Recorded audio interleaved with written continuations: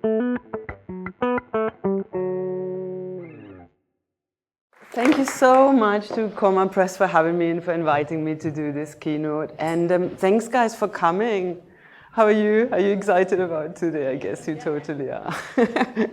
What I was going to do is I was going to talk to you a little bit about my own trajectory, which, just to give you a big heads up, is entirely unconventional. But you will see there's a reason for this. I think my trajectory is unconventional because I'm, in a way, a non-traditional novelist. I'm a queer person, I'm from a working class background. I've got a background of migration, so my kind of version of Britishness is a little bit skewed. It's often like not what people think of when they hear British. You know, you can hear I've got an accent, so there's like a history behind me that already sort of like positions me in a way that is kind of other compared to what we might think of if we think of a novelist in Britain. And this sort of difference of my person and my life and my career as a writer is also absolutely embodied in my fiction. So the work I write is different. And in order to illustrate that to you, I'm actually going to read 5 minutes from my current novel. So I introduce it. I'm going to start here, which is my most recent novel. It's come out at the end of July this year. It's come out with a Penguin imprint called Hamish Hamilton, which, if I say so myself, is probably the most prestigious imprint in the UK. It's got writers like Sadie Smith on it, Ali Smith, Bernardine Evaristo, and me. So it's like, yeah. So it's like it's like in a way, to be completely honest with you, I can't believe I'm on this imprint. It's like a huge, huge, huge honor for me to be working with them. And this is not how I started. So I'm going to start here and go backwards to kind of like give you an idea of how I got there, and hopefully to generate a conversation about potentially less conventional trajectories in the publishing industry. You know, the question, do we all have to go via, you know, before we've even written our first book, do we need to have already an agent, and so on and so forth. Like, I kind of want to upset this idea of a conventional trajectory within the publishing industry a little bit and open up different possibilities. And if you're someone like me, you have to. So this is, as I said, A, because of who I am, and B, because of the work I do. So I start by introducing you to this book, to give you a flavor of what it is that I do as a writer, and to give you a sense of my project as a novelist. So this book is called Corey Fada's Social Mobility. And the idea, my ambition, was to kind of challenge and maybe critique normative ideas around social mobility, which especially in fiction and also in the wider sort of liberal media discourse are often connected to triumph over tragedy narratives, or they're connected to ideas and mythologies around merit. So this idea, if you're from a marginalized background, if you're from a working class background, arguably, all you have to do is you have to excel. You have to be 10 times better than everyone else. You have to work 10 times harder than everyone else, and you will succeed.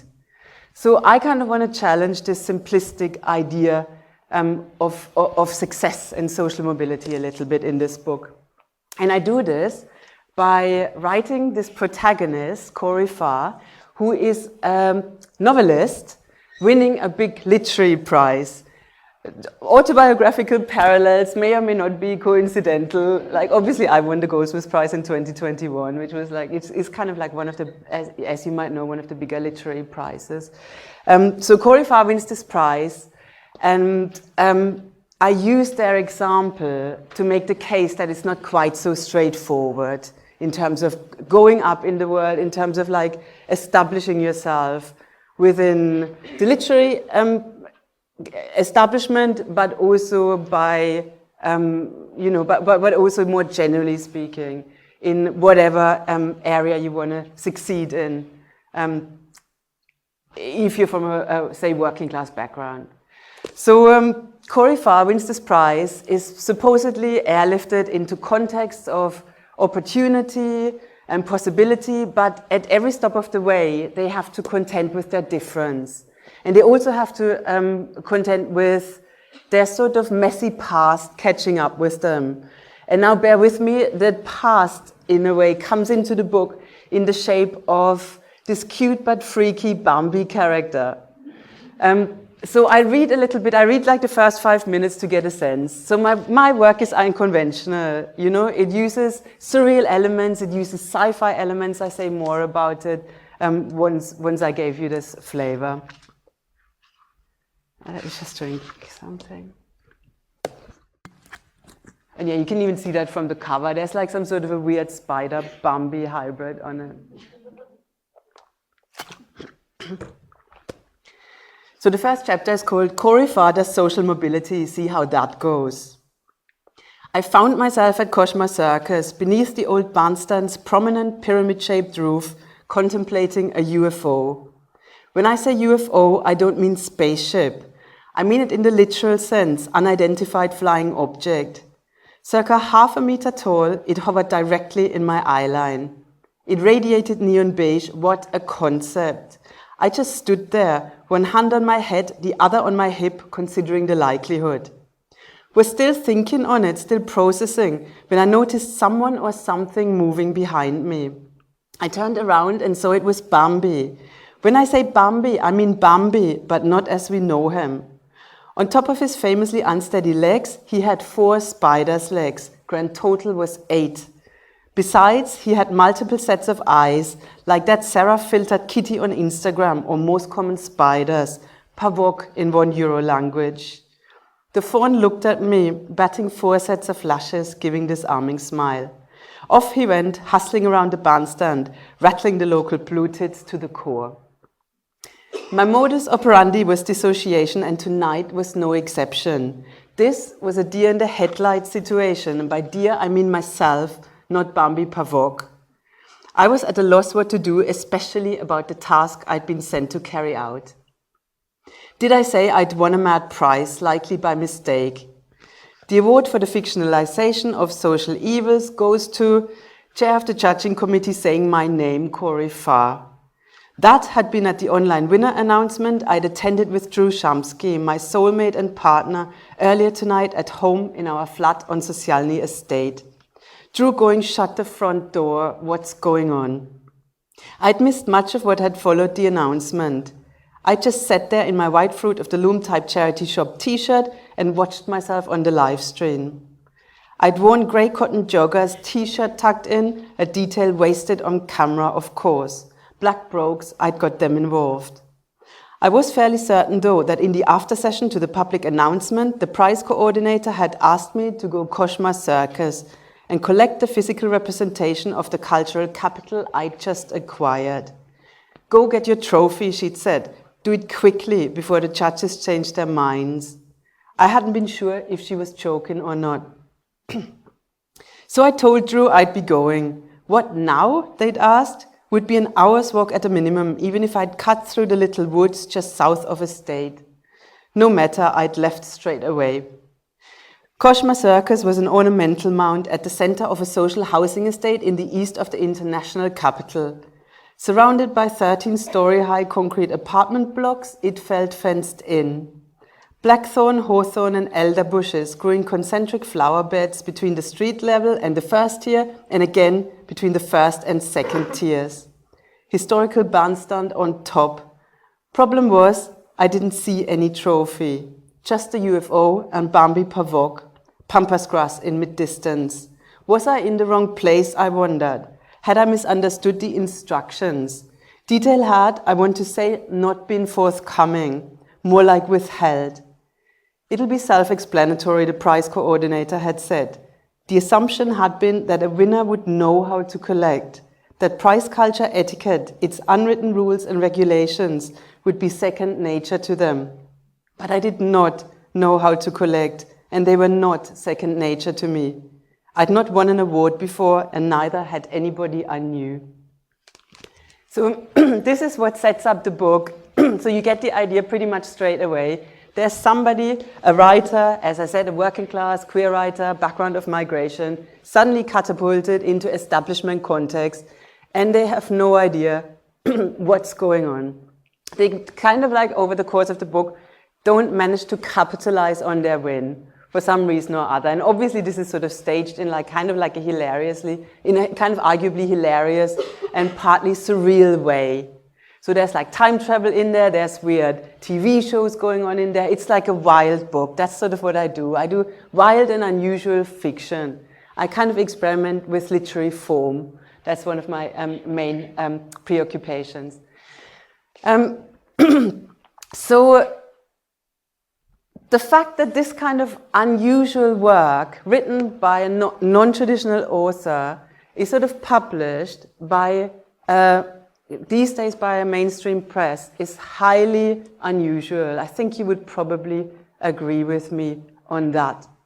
So, for example, I'm going to go back now. I'm going to go back now to sort of, I'm going to go backwards. This, just really briefly, is the novel before this one. It's called Sterling Carat Gold. It was published in America with Grey Wolf. This is the Grey Wolf Press edition, and it was published in the UK with Peninsula Press. Peninsula Press are a relatively small East London publisher, publishing literary fiction, doing really innovative, exciting work. So Sterling Carat Gold did relatively well, and no, let's put it like that, it did kind of like stunningly well, because that was the novel that won me the Goldsmiths Prize. So it sold well. It obviously got a decent amount of press, or let's say it got a very solid amount of press after me having won the Goldsmiths Prize. When it came out, it didn't get hardly nothing. Yeah, when it first came out, it wasn't like, you know, you see people putting out novels and they get reviews all over the place, like in The Guardian, The Independent, the TLS, and so on and so forth. This is what happened to me now with Corey Fada's Social Mobility, with Sterling Carat Gold. Before I'd met the Goldsmiths Prize, when it came out only 2 years ago, there was no press, nothing. That happened when I won the Goldsmiths Prize. There was press everywhere, suddenly. So this is also kind of like the fate of lots of literary fiction that sort of gets published either by established indie presses or even by mainstream presses. You don't necessarily get the reviews to begin with, especially if you're writing unusual work. So this is something to bear in mind. This is when suddenly there was like interviews, there was suddenly a Guardian review everywhere. This is the novel I put out before Sterling Carat Gold. We Are Made of Diamond Stuff. So this is my second novel. This actually is a reissue of my second novel. And now I'm going back all the way to the beginning. My first two novels, one called Gaudy Bauble, the first iteration of We Are Made of Diamond Stuff, they were published by an absolutely minute micropress based in Manchester, interestingly, called Dostoevsky Wannabe. So we're going back now to 2016. Me publishing my first novel with a DIY press, technically speaking. Dostoevsky Wannabe, two working class people, no budget, and I mean, when I say no budget, I mean no budget. They were operated their press as on a print-on-demand technology. That means the books had to be bought first in order to be printed. So they didn't like print a whole stock that then was shipped out to bookshops. No, you had to order it on the internet, and then it was printed relatively cheaply. It looked rubbish, yeah, let's face it. And this is how I started. So the first two books, this is the artwork that We Are Made of Diamond Stuff first had. This is the Dostoevsky Wannabe edition, in a way, the artwork for it. So what happened with Gaudy Bauble was the first book, the second We Are Made of Diamond Stuff, published with Dostoevsky Wannabe. For some reason, we couldn't quite work out why it was. We sold an exceptional number of copies. The books were not in bookshops. There was no distributor. Everybody had to order it from the internet. They were highly unusual, highly innovative, arguably more so than my more recent work. They were very, very queer. They were very, very working class. And it's the kind of thing that no conventional publisher would touch with a barge pole. So I should tell you right now straight away, agents, any agents in the audience? Reveal yourself. Yeah, don't dare. Agents wouldn't touch me with a barge pole. Up until 2 years ago, up until the second I won the Goldsmiths Prize, even though I was already selling quite a good amount of books, I had no agents. Agents found my work too unusual, too experimental. I don't know what it was. It's weird because they thought I was risky. So I'd already demonstrated that I was selling numbers, but I was still considered to be risky for some way or another. So we can think about what what constituted that risk. I'm not entirely sure. But I never got an agent to take me on up until I won the Goldsmiths Prize, and then suddenly they all emailed me. So, and then I picked the best one. And then once I had that agent, when I submitted my next manuscript, she sold it within 24 hours to Hamish Hamilton. This stuff to me was suddenly accessible. It was absolutely 100% completely inaccessible to me prior to winning the Goldsmiths Prize. So in this book, I'm critical of literary prizes, but in terms of my own trajectory, they made an enormous difference. And to some extent, I resent that because it's not necessarily something that other queer working class writers can replicate. You know, you can't set out to win the Goldsmiths Prize. You can't set out to be shortlisted 3 times for the Republic of Consciousness Prize or the Orwell Prize for Fiction or whatever. It's not a kind of, as I said, a strategy that can be pursued and replicated. So to some extent, I resent the fact that I needed to win all these prizes before I managed to get access into establishment context, and that other people, other writers from more privileged contexts, writing more supposedly commercial work, have pretty much from the get-go. So there's something to think about there. So yeah, this is in 2019. So this is sort of like before I won the Goldsmiths Prize, I was shortlisted for the Goldsmiths Prize. I didn't win it then.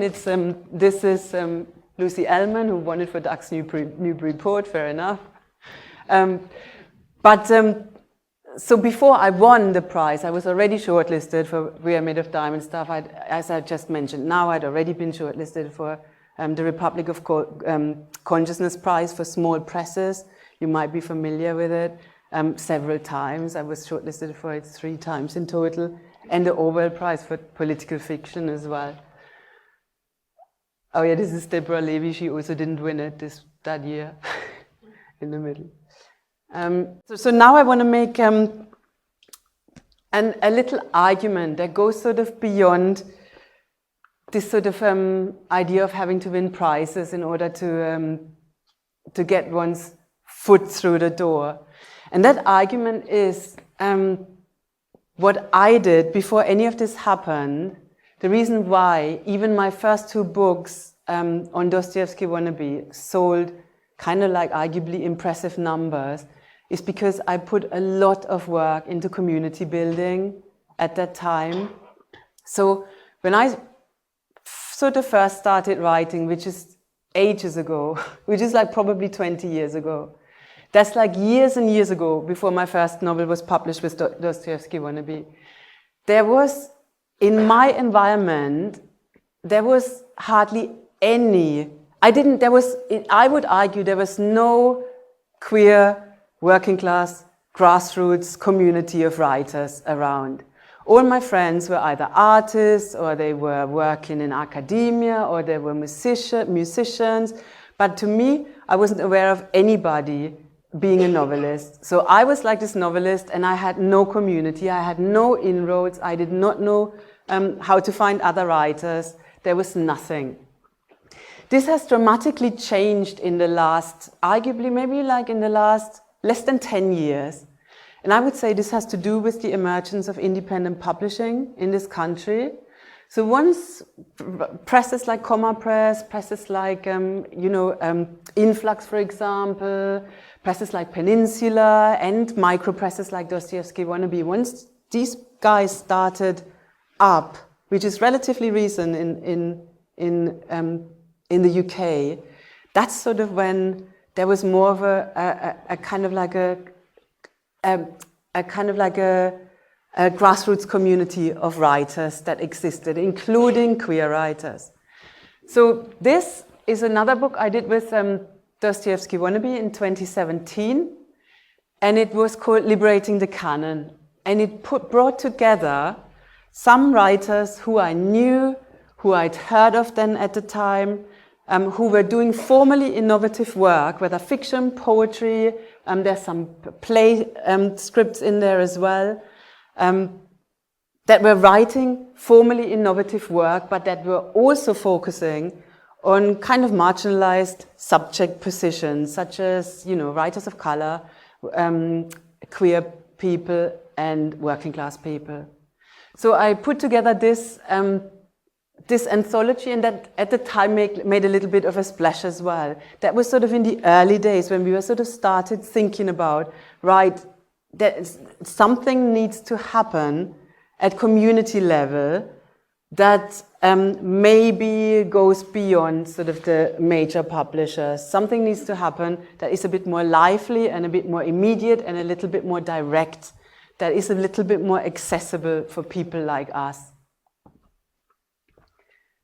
So I did that. And what I also did, and this is was super fundamentally important at the time, I started a reading series with a friend of mine, an artist called Richard Porter. I started a reading series at the ICA. The ICA is the Institute for Contemporary Arts in London, in central London. And what we did, I show you some photos. Again, this is us. It was always kind of like set up like with a little, kind of like a little boxing ring, and there were people around on all four sides. It was always completely sold out. There was always almost 200 people there at every time we did it, which is unheard of for literary events, apart from this one, maybe. So it was always completely packed. We always had about 5 readers, always people, as I said, doing interesting, innovative work that wouldn't normally get a look in within traditional publishing context. But there was a massive grassroots appetite for this kind of work. So yeah, this is, do you guys know Shola van Reinhold, the novelist, is under that pink cloud. There's like some American guy. So we had like really kind of like, started getting high profile guests as well, but all people that were working at grassroots and community level. And this reading series at the time, now there's kind of quite a lot of stuff around. At the time, and this is going back to like maybe 2017, so it's not that long ago, there was nothing of the sorts. The entire writing community was tied up within, around the major publishers. And we couldn't sit around and wait for them to pay attention to us. So we did our own work. We created our own communities. And these people also bought books, and we responded to each other's work. We exchanged each other's work. This is how exciting literature happens. It's like kind of, there's like this fantasy that a writer sits in their like little room in Oxbridge somewhere, and this sort of work comes to them from nowhere or from I don't know where from. But actually the most inspiring work happens when there's like a dialogue with other writers as well. When there's like a bit of a community, when there are responses. If there's something a little bit alive going on. And that includes live readings as well. I know not everybody, like it's an accessibility issue as well, not everybody can, especially these days, can go to live readings. But say community building work can also take the shape of, for example, make a new magazine, like I did Liberating the Canon, the anthology. Community building can happen in a variety of shapes. Doesn't necessarily need to be live events. Can be like start a literature magazine. If you only do 2 issues, who cares? Start something that gets you in conversation with other writers, doing exciting work that otherwise wouldn't see the light of day. That's my view in any case. So what I did as well with the ICA, and again, this is I just did that in order to keep the conversation going. This was then in 2021. I sort of decided I was going to be like a talk show host. So I did. I started another collaboration with the ICA, which at the time was on Instagram Live. I mean, I know Instagram Live is dead now, but it was sort of kind of it was quite happening this just after COVID. So what I did is I curated a series called "This Isn't a Dream: Conversations with Writers," and the idea again was, so I invited writers. I met up with them online. We live streamed the conversations. And I asked them all sorts of questions about their book. Again, these were writers who were, who in my view were doing phenomenally important work. And by important work, again, I mean different work. They were pushing the limits of the form they were working within, and they were also writing from within a non-traditional community. So they brought this perspective to their work. So yeah, I did these kind of like talk show sessions with Brontes Purnell, for example, Ulemi, The Right Loop, who are like this sort of duo of trans critics. Irenes and Okoye, you might know. And yeah, this is me and Brontes Purnell. Brontes Purnell is an American writer publishing with Cypher Press, if you have heard of them. Cypher Press is a queer UK-based press who started 2 years ago and who are doing phenomenally important work. So we were doing this kind of stuff, and it got like, it got lots of views, and it was fun, and it continued this sort of conversation. All right, and so now you kind of see, I'll end up there again. You see this trajectory. You see how I started from absolutely nothing to sort of somehow ending up with this with my dream publisher, so to speak. So I've come through absolutely microscopic. I've come from collaborating with tiny micro presses to then moving on to a slightly larger indie press, Peninsula Press, to then getting my first American releases with Sterling Carrot Gold as well through Grey Wolf Press, to then finally ending up with Penguin, Hamish Hamilton. And I would still argue that it's sort of a lot of it depended on a lot of work that wasn't just the writing, and that wasn't just about myself.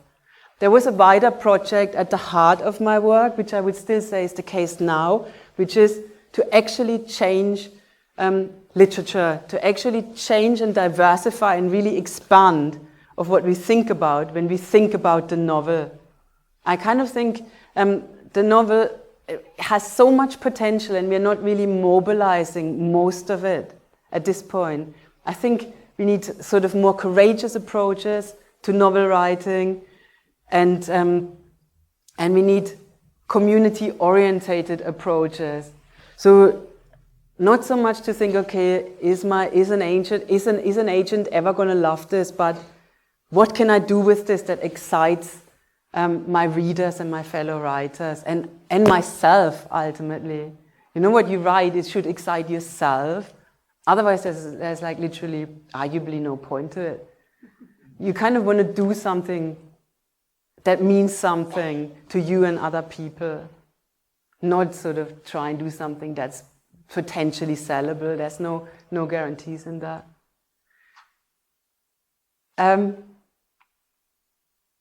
I think I leave it at that. I was just given a little sign.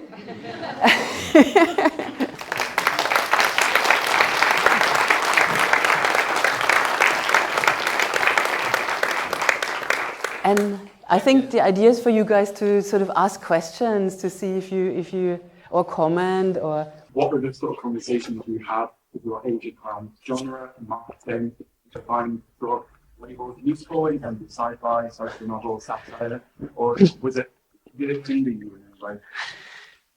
I think my entire writing project hinders me. Myself, I'm hindering me. You know, it's like I was not. I think that was sort of a little bit the point I'm making. I was not seen to be a sellable package, but I made myself into one. So because I found my agent so late in the day. When I was already that well established, that confident and competent, arguably, in my writing, I came to exactly the right agent. I came to exactly the right publisher with Hamish Hamilton. So they never once tried to kind of moderate me. They never once tried to kind of like say to me, "And what do you mean Spider Bambi? That's completely insane." They just like, they knew that this is the kind of writer I was. They knew this is the kind of thing I do. Yeah, like you're making a really good point. Like this idea of introducing sci-fi tropes into a literary fiction is a complete no-go area. Yeah, everybody will tell you, do not do this is nuts. So I do it deliberately. I do it deliberately because it's one of the things I think, sometimes I think, as I said, the potential of the novel is kind of a little bit repressed. I think we need to do more stuff and see what happens to kind of liberate the potential of the novel to some extent. So yeah, no, my agent absolutely did not, would never try to sort of say to me now, yeah, maybe don't do this time travel bit there, or maybe just do a normal Bambi and not a Bambi with like spider legs. That's a bit nuts. So she would never do that, but she came to me knowing who I was. So I'm very, very aware that younger writers face that problem a lot. If you get going in with an agent in the early days, they might probably, they might probably say, do not do this horror bit there in your literary fiction novel. Do not really, does it really need to have a UFO in there right now? So I think it didn't happen to me because I got to the exact right agent, Tracy Boham from the Wiley Agency, who are also known to work with experimental writers and trying to push them into the mainstream. That is sort of their whole setup. But so it didn't happen to me, but I think this is only because I got there so late in the day. So there is something to be said to evolve and develop your competence and your confidence before you actually reach these levels. But it's also difficult. I'm not going to, romanticize it. I wish I would have had an agent. I was kind of quite good at the age of 30. I'm now 49. So I'm not going to romanticize the idea that it took a very long time. But yeah. I want to ask for some advice from writers who have come from similar backgrounds like yourself, who suffer with imposter syndrome. Can you give us some advice, please? Yeah. I'm saying this as a student. I'm still feel like a huge imposter. I hear it loud and clear. I hear it loud and clear. What I want to say from my point of view now is not very helpful because I've done it for so long and it's taken me so long to get to where I'm at now that I no longer feel imposter syndrome. I now kind of feel like, right, guys, you owe me. I've worked so hard for so long. I've done, you literally owe me. I deserve to be here. There's so many writers who are not half as good as myself, who are like, who are getting possibilities in their 30s that I never had. So I feel the opposite of imposter syndrome. I feel like I belong here. But younger writers don't, and I didn't if I'm totally honest with you, there was no way I would have felt comfortable in some of the context I'm in now when I was young, not at all. I think it takes time. I think it really takes time. Just steel yourself. And I think in terms of imposter syndrome, the way to talk about it is it's not, I mean, the main thing, it's not really the job of the young people who come in and it's the job of the industry to change and to make you feel welcome. So this is why I'm reluctant to give advice to young people who for good reasons feel intimidated by the context they find themselves in. But I don't think it's them who need to change. I think it's the context who need to change, who need to make you feel welcome, who need to not just invite you in, but kind of like structurally transform. Like have working class people working in these as editors, have like editors of color, then you will feel more comfortable. So it's really difficult, but I don't think there's anything wrong with you guys, and I just really, really want you to be courageous and stick with it. Just stick with it, like bloody-minded.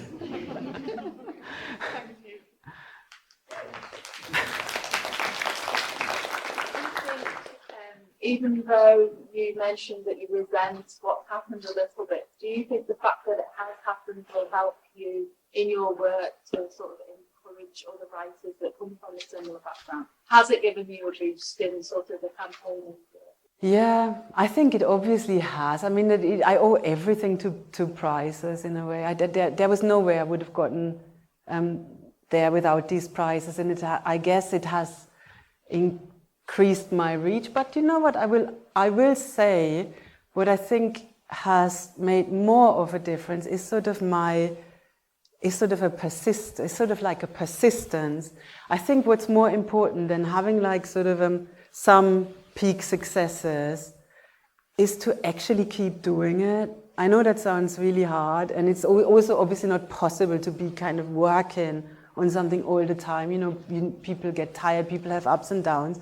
But I think the reason why I'm sort of making some sort of, reaching a level of readership and so on and so forth is because I keep doing it.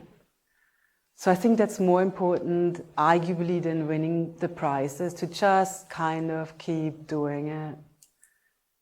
So yeah, I am super grateful for the prizes, and I'm more than anything grateful for like having the agent and the publishers. It made my life a lot easier. I don't have to work quite so hard anymore and everything myself. But I think that the trick is to keep doing it, if there is a trick. When I say courageous novels is kind of like the novel that you want to write, and often you don't know. Like when you're a younger writer, you probably, let me speak for myself. When I was a younger novelist, you don't exactly know what novel you want to write. That's sort of the result of years and years of work. You sort of develop your own project through time and through practice and through stamina. So that's in a way what I mean by different novels is I think if we allow ourselves to kind of work out what our project actually is as a novelist, what is the thing that you can write? What are the kind of what can you write that maybe other people can't write? And that takes a long time to work that out. I think to just push that and to kind of I think, do you know what I sometimes think? I think the kind of the novel form, it has so much potential, and I think what we get to see is far too, like the kind of, okay, novels are kind of different, but they're ultimately not that different. I think they should be, often people say to me, oh God, your work is so unusual. I wish it wasn't. I wish we had sort of a broader spectrum of what the novel could do. Like different people trying different things. So your idea of what a novel should look like should be different to my idea. We shouldn't all be doing the same thing. We shouldn't all be doing the literary fiction novel that has like this sort of like slightly tortured white middle class protagonist that has recently experienced a bereavement, probably, you know. I mean, we shouldn't all write this kind of stuff. You know what? There's sort of certain signifiers that constitutes the literary novel at the moment. And I think the parameters are quite narrow. I want them to be much, much broader. Like doing crazy stuff, like as I said, I use genre tropes quite deliberately because I think partly what has sort of led to this kind of like an impoverished notion of the novel is the separation of genres. So the idea that sci-fi sits there, horror sits there, rom-com sits there, and the literary fiction novel sits there, or more to the point, there. Because genre writings often seem to be less valid in some way, shape, or form. And simply sort of to disrupt these boundaries is, in my view, one way of kind of like reinvigorating the novel form. But there are tons of others as well. Like this is the one I've come up with. So it's up to you guys to come up with ideas and practices. With your own success, do you think that publishers are now kind of looking around at the different authors with different backgrounds and thinking, oh, we need someone like Isabel Waidner? Or do you think they still view you as an outlier? I think they 100% I think publishers are looking for... I think publishers have this idea that they're looking for a more diverse author pool. However, they're definitely not thinking they want someone like me. I can guarantee you that. Like the idea of diversity is still connected. They're looking for black writers writing a commercial novel. But what constitutes a commercial novel? That's what I want to challenge. I want to challenge the assumption that a commercial novel looks like a particularly mainstream, particularly kind of a particular kind of narrative. I want to sort of make the argument that other things are highly sellable that you can't even conceive of, and I think there's still massive reservations and hesitation around that kind of thing. So I think UK publishers are looking now for working class writers, but also please. And maybe if you want to be a working class writer, maybe be a northern white guy. Don't be a gay person and a working class person. Don't be a person of color and a working class person. If you want to do a black novel, then maybe better be middle class. It's like, you know, the intersections are still kind of a little bit daunting, I would argue. And this whole idea, and again, it's all connected to a very specific idea of what constitutes a commercial novel. And I think that's our problem. This normativity of the commercial novel, a mistaken idea of what commercial actually is. Yeah. How do you guys write? I don't know. I don't know. Do you want to say like the really basic practice? I sort of the really basics. I kind of like I'm an early morning person, so I get up and do some writing. It usually doesn't work. You know the feeling. It kind of I still to this day I don't think I have a interesting or entertaining response to it. I think I get up in the morning and try and do the writing. I kind of try. At the moment, I give you an example of my work in progress. So since I finished this in June last year, I actually got published quite fast. I've started writing the next novel, as you do as a novelist. You always kind of like start writing the next novel. What's been happening the last few years, I seem to take a while, even though I'm a prolific writer, I seem to take a while to actually kind of like discover the book I actually want to write. So I've been like now writing for a year on stuff that's not quite the right thing, and I know it's not quite the right thing. So I think I've come across it now, but there's like lots of excavating work in terms of, all right, I'm not like an ideas writer. I don't have an idea and then I write it. I have to sort of dig out the book I want to write, and I can only do that through writing and discarding lots of stuff. It's not a very efficient way. It's a terribly inefficient way, but then when I got the book, I can usually then do it within 6, 7, 8 months. But till I've got the book, till I've sort of know what it is that I want to do, it can take a long time, and it can feel like you're not making progress in that time. I'm sure a feeling you're all familiar with. I think this is true. Okay, it has a limited market, the short story, but the market has been growing for short stories, I think. And the other thing I would say, especially if you have yet to publish your first book, I think short stories are crucial. I'm not a short story writer, which it has sort of maybe worked against me to some extent, because short stories are a great thing to get published first. So if you haven't got any publications yet, but you're writing on a novel, consider submitting short stories to online, to sort of like websites, to community magazines. As I said, consider making your own literary magazine, put your short story in. I think short stories are really useful and a way of kind of like introducing yourself, a way of sneaking into the market. If you haven't got an agent yet, it's your first way of encountering, your first route of encountering readers, of get like your first small publications under your belt. And I think short stories in that sense are super useful, but I also don't want to diminish them to just this. I know there are actually mind-blowing short story writers, and these days I think there are more, there is actually again an appetite for books, short story collections. That's a really good question as well. Yeah, so all my characters, like lots and lots of my characters are non-binary, obviously, because I am. So that's a really, yeah. So I think I'm just doing. I just do it. I just use they pronouns for my characters. I have had a few kind of like bullying Goodreads reviews, but who cares, I just do it.